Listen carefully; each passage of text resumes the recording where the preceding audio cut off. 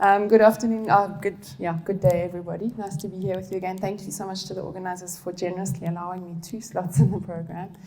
I'm going to be presenting a piece of work that is a synthesis of other bits of work, which is always a hard thing to do. And I'm here together with Vanessa today, which is really wonderful. I also don't have the clicker.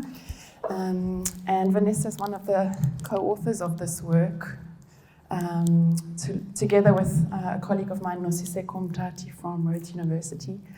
And before going anywhere further, I want to humbly and gratefully acknowledge the contributions of all the local people and partners who've given of their time and knowledge to enable our research in the 𝐷𝐸𝐻𝐵𝐻𝐶𝐻 and 𝐌𝐞𝐞 landscapes of the Eastern Cape. Without them, I wouldn't be here and we wouldn't be talking about this. So thank you to all of them. And to also just let you know that this is being published as a book chapter. There's a wonderful new book coming out by the International Association for Society and Natural Resources, all about natural resources and society. And this is a chapter of that book.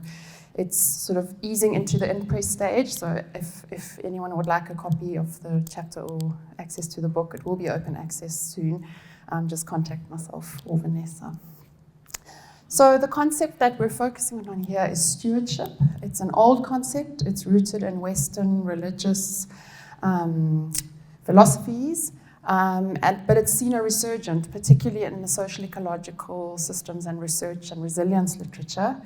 And so we've been working, Vanessa, myself, and others, on kind of grappling with what this resurgence is about and what it means, and is it still relevant, is it useful, is it a top-down colonial concept, kind of trying to figure out what it's about. But one of the things that remains core in these kind of different conceptualizations of stewardship is that it is about caring, responsible human nature relationships, and that is still something many of us are aspiring towards and want to be part of promoting and enabling and creating. But especially when we're talking about, for example, planetary stewardship, global stewardship, biosphere stewardship, there's a risk of abstracting or universalizing or oversimplifying these human nature relationships. And in that conceptual hubbub that we all find ourselves in as academics, the stewards get lost. So what we were trying to do with this work was to actually refocus stewardship on the stewards and looking at issues of agency and context to better understand what the potential of stewardship actually is in a more practical and grounded way.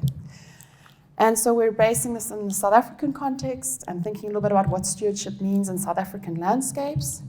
And the first thing that happens when you start asking questions about stewardship in South Africa is that you bump into the concept of biodiversity stewardship, which is a big, strong policy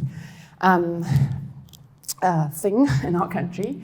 And this is very much focused on the outcomes of biodiversity conservation. And it's characterized by things like conservation plans and spatial targets and hectares and all of that. But you also find that it's making a lot of bumpy noises. Is it because I'm moving? Just hold it closer. Hold it here. Hold it here. Thank you. Sorry. It's quite hard. And I'm too close to the thing, I think. Yeah, but we're also seeing the emergence of a lot of social, ecological, and more integrated stewardship initiatives. And that's in response to all the critiques of conservation in South Africa and the issues around just focusing on ecological, thank you so much, and biological kind of outcomes.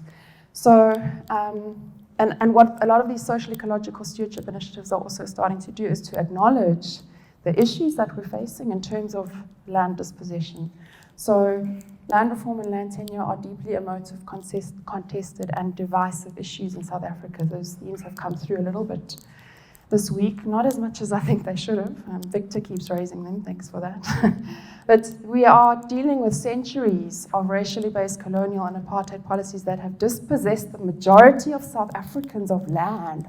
How can we talk about stewardship of the land when the majority of our country have been dispossessed of land? That's a big deal. So we can't sort of like park it. It needs to be right here. So we're trying to kind of face up to that thing and look it in the face. So yeah, we did a synthesis kind of case study analysis, and these are the two questions that that directed the work for us. What do the realities and voices of local stewards in the rural global south bring to these global debates on stewardship? What might enable or constrain stewards in this context to enact responsibility and care in relation to the social ecological systems in which they are embedded? And so much of what others have spoken about speaks to all of this as well, so I just want to acknowledge that. So we worked with 3 cases that the 3 of us as researchers had engaged in. So Nosi did her master's research in the 𝐶𝐶 catchment, that's the blue box at the bottom. Vanessa worked in the 𝐵𝐴𝐿𝐽𝐵 area in the Wild Coast, and I worked in the 𝐷𝐿𝐽𝐵. And it's really hard to do a quick talk on 3 such rich and big and important case studies, but there's more material to follow up on if you'd like to. But the important thing here is to highlight that we specifically identified quite different land tenure contexts. So the Transkei and 𝐶𝐶 case are quite similar. They're both rural Eastern Cape in terms of old Transkei legacies. The 𝐷𝐿𝐽𝐵 is different. 𝐷𝐿𝐽𝐵 is primarily still under private land ownership with commercial farming. Land was taken away in the very early stages of the colonial project in South Africa. So it's an area where there's a very long history of land dispossession. So these cases give us kind of windows into what stewardship might mean in the context of South Africa and these real hard, painful histories of land dispossession. So we zoomed into the case studies, and I'm just going to kind of flash through the 3, knowing that I'm not doing them justice, but just to give you a feel for them. So the case in 𝐵𝐴𝐿𝐽𝐵 was looking at how conservation and forestry authorities were trying to engage communities living adjacent to the forest to create a fence-protected area to be stewarded by the local Black communities through a co-management agreement. We've heard throughout the week, Vusi's talk showed us about how people are living in those forests, hunting in those forests, how much those are part of identity. But this project ultimately failed. And in the negotiation projects, it became clear how important it was to engage with multiple and contested visions of sustainability and relationships with landscape. So just because the biodiversity stewardship policies and conservation policies have a particular way of looking at what is valued and how it's valued, doesn't mean that that holds. It completely falls apart, in fact. So conservation authorities and some community members held a strong narrative that the forest and surrounding land were under threat from community activities. So here's a quote. Sorry, in a way, that we translated it into English, but sometimes it's also helpful to do that so that many of us can then understand it. That forest is a sacred place to me. There are species that we need for our customary rites and rituals, and when addressing the ancestral spirits. Fencing the forest for a reserve will affect many people around here because if it's fenced, people won't get access to the forest. The second case is the 𝐶𝐶 project. It's an integrated landscape management project that we've been involved in for many years. And one of the aspects of the project was the employment of local people as what we called citizen technicians, doing a kind of citizen science project where they were involved to collect sediment samples from the river to monitor river health, kind of treating them as data gatherers. There's a whole story about what that means. But what's interesting here is that citizen technicians, and this speaks very much to what Louise spoke about earlier, gained many benefits from that employment beyond just the monetary. And one of the things that came out was that some felt a renewed connection to the river, having had this job of going to collect water samples on a regular basis, reconnected them to the river. And it increased their interest in how the landscape works and gave them an appreciation for the role of science in landscape restoration. So here's a quote to kind of capture some of that. It made me much more aware of how the river works and all the changes and influence it has got on the banks, the influence of the big water and dry times. So it made me much more attentive of my natural environment. So the question is, are citizen technicians stewards if they're being paid to do it? Does stewardship always have to be a voluntary thing? Interesting questions. So the third case is the 𝐷𝐿𝐽𝐵. And here, as I've said, we've got very big private farm activities going on, fruit farming primarily, exporting the water from the 𝐷𝐿𝐽𝐵 to Europe in the form of apples, pears, and other fruits.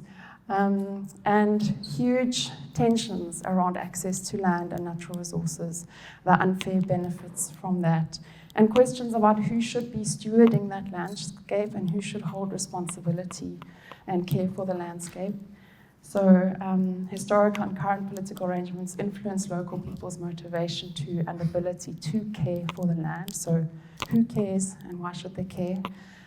So this is based on a study which investigated collaborative stewardship together with a local NGO, Living Lands. And yeah, it was a really difficult study because it turns out that collaboration is very much a pipe dream in landscapes like this, and how do we deal with that? So one of the there was also bits of hope. I mean, going back to Isaac's talk, we must learn to respect each other's culture. You must learn to adapt, to take hands and go forward together, share and share alike, Ubuntu. It's about living out all our human characteristics to also let others live. All that I can say is that we must grant each other a place in the sun.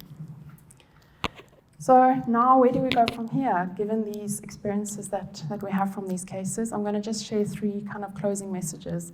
The first is that narratives around poverty reduction and economic incentives can overshadow the cultural values of landscapes and nature. That's come through over and over again this week, and I'm so glad that I'm not the first to mention it. So yeah, it's important to acknowledge and work with the diversity of stewardship meanings and practice. The second main message here is that there's a disjunct between the different understandings of meaningful stewardship actions. There's a favoring of the Western conceptualizations of stewardship, the Western science-informed conceptualizations of stewardship versus Indigenous perspectives, polarization spotted, based on inextricable spiritual and cultural relations. That's come through a few times. The relations that people have with one another, Chloe's talk clearly illustrated that, and with the natural environment.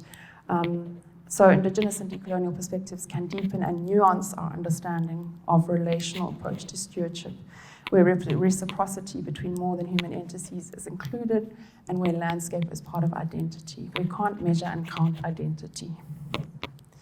And then the third message is that past and present politics, policies, and land tenure influence who is seen as holding primary responsibility for stewardship.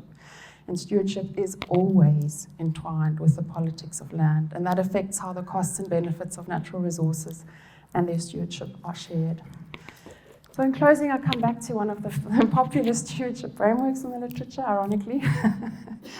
So our findings confirm that stewardship action can emerge at the intersection of care, knowledge, and agency, as Vanessa and colleagues proposed in this paper.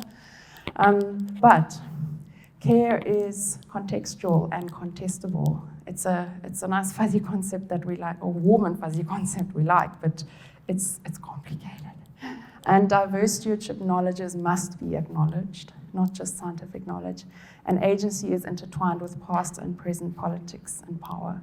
So stewardship is strongly shaped by how stewards relate to one another and to the land, and we really need to take this into account in terms of how we work with these concepts in practice. Thank you very much.